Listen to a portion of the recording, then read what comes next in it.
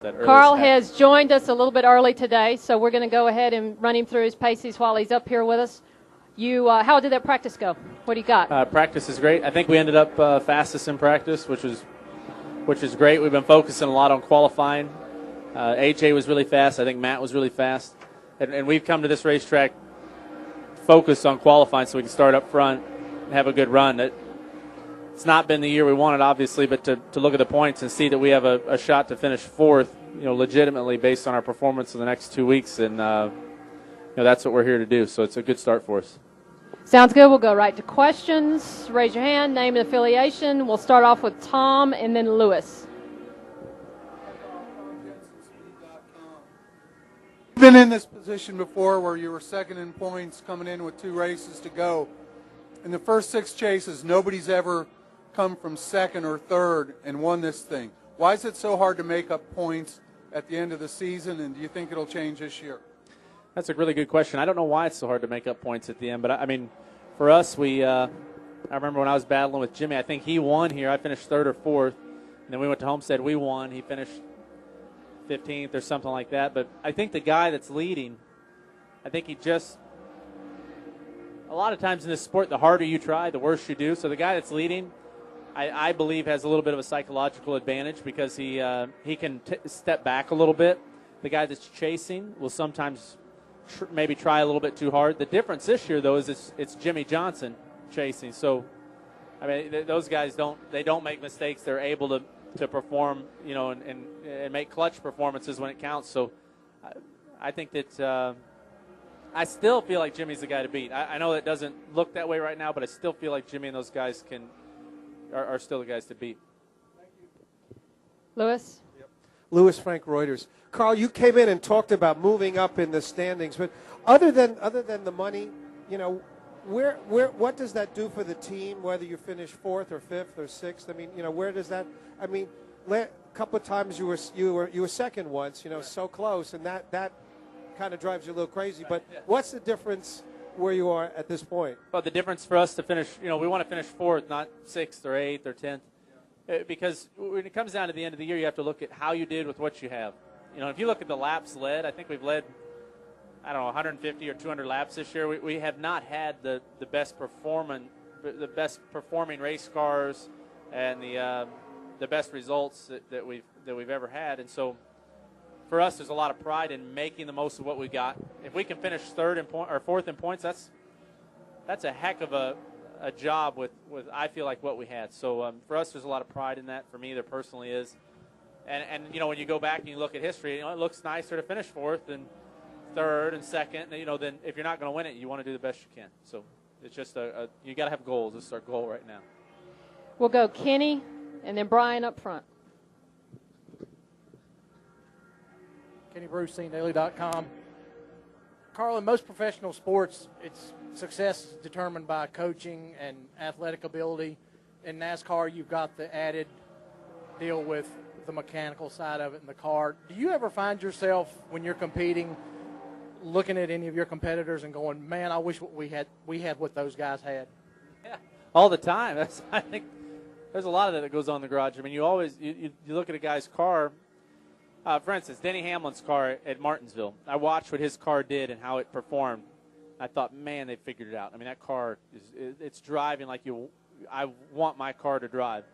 We go to it's like that at different places. And I think everybody does that. You look at other cars and you watch them, and I think that's part of what makes a good driver or crew chief or car chief, to be able to look around and see where someone's beating you and try to figure out how they're doing it. And I guess that might be different than other sports, because there's a huge mechanical, a huge mechanical part to this that if you can figure it out, you can go faster. Brian Nelson, Motor Racing Network. Carl, a couple of weeks you'll be spending some time in Europe for the Race of Champions. What about that is fun for you? I mean, can you talk a little bit about that? And then, are you going to be spending Thanksgiving over there, taking the family over? Yeah, we'll be traveling on Thanksgiving, so I won't get to spend Thanksgiving. Well, I get to spend the morning with my family, so that'll be nice. And then we'll travel over to Germany, and I'm going with Travis Pastrana. So I'll be curious to talk to him about whether or not is he coming here for sure? Is it how many races is he going to run?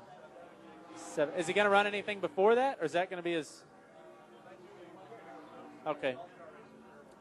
All right. So I'll get to talk to him a little bit about that. He's a wild man. I think that'll be good for him to come here. Hopefully he does well. I think it'd be good if he could do well. But yeah, that's going to be a blast. I mean, we go over there.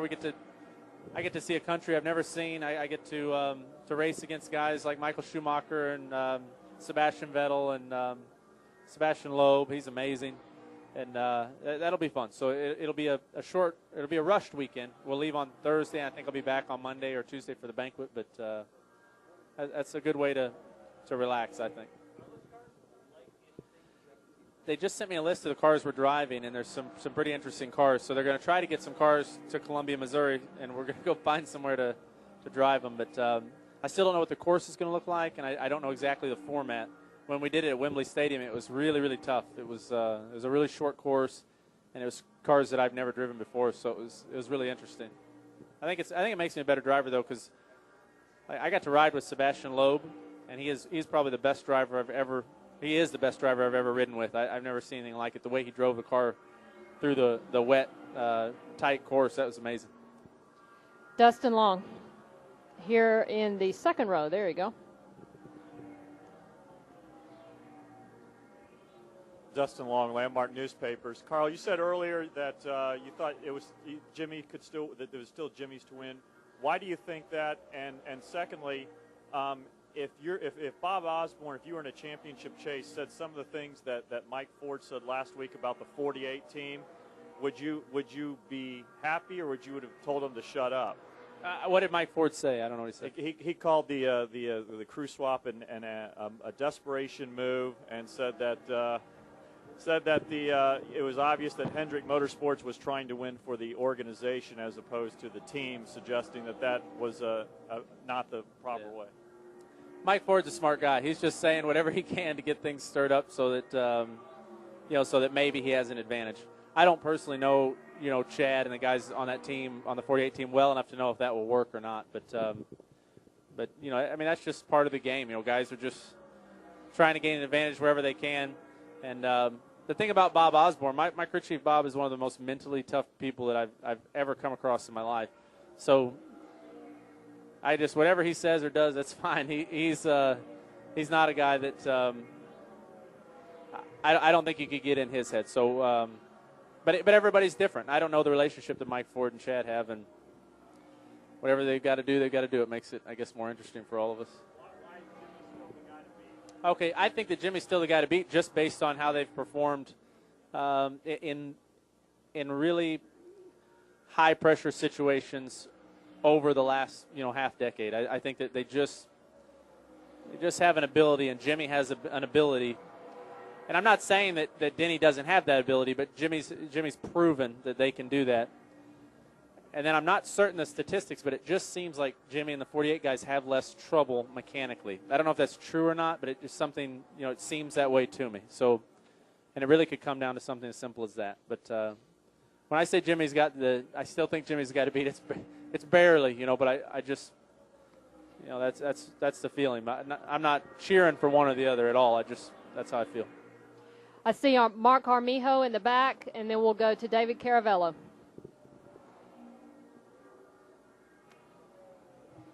Mark, did you have a question? Nope, no question. Let's go to Caravello. Hey, Carl, you mentioned Pastrana earlier. I mean, everybody knows how big he is in his sort of area of motorsports. I mean, can you foresee him sort of bringing all his sort of fans over here? And I mean, is he going to have to succeed early to do that, or kind of what's he kind of in for here? Pastrana he's an icon, really. I think that what he's done and the ability that he has to transcend, motocross and freestyle and rally racing, all these things that he's done. I think it could be huge. He just has to do well. I mean, if he comes over here and can do well, that'll be great. It'll be great for him. It'll be great for our sport. His fans. I think it's just very, very difficult, to do it. So he's a smart guy, so I'm sure he has a plan, of trying to get some experience in testing and things like that. But I'd be glad to help him, right up to the point where if he's really fast, I won't help him. But it would be cool. I think all of us would agree that for him to be a part of this and to do well would be huge. Anything else for Carl? Chuck needs a microphone right there in the back. Chuck Howard, NASCAR Media Group. Carl, things wrap up next week in Homestead. There has been some talk earlier in the year that maybe the final race of the year might be moved down the road. Your thoughts on the final race of the year being at Homestead and just generally racing there and the improvements that have taken place? Where have they talked about moving it? Oh, just, general media fodder. Oh, okay. All right. The Ford Championship weekend is, I've always driven a Ford, so to me that it's a big weekend for Ford. It always seems like a fun weekend. I believe that the weather down there is, I don't know where you'd find better weather at that time of the year. And now that they've moved the banquet, the nationwide banquet and the truck banquet to that Monday, to me it feels like a nice place to go race and to finish the season. It's also a track, I think, that represents the average track that we race on. It's a mile and a half, but it's a true oval, so it is a little bit different. And I think it's a real fair track to end the season on, if you know what I mean. I mean, if it was a road course or a super speedway or a short track, there are more variables that play in. I think you can go to Homestead and you can perform the way that you should perform. I think it's a good way to end the season. So I wouldn't change it just based on all of that, but I guess you never know. What else for Carl? Anything? No? Carl, thanks for stopping by. Yeah, do we have anything downstairs? Let me check downstairs. Nothing downstairs. Okay. Thank you, Carl. And like I said, I was supposed to be here at 2:25, so if anybody had other questions, I'm around. So I really appreciate you guys letting me do this. We'll send the stragglers your way. Thank you. All right, I'm going hiking.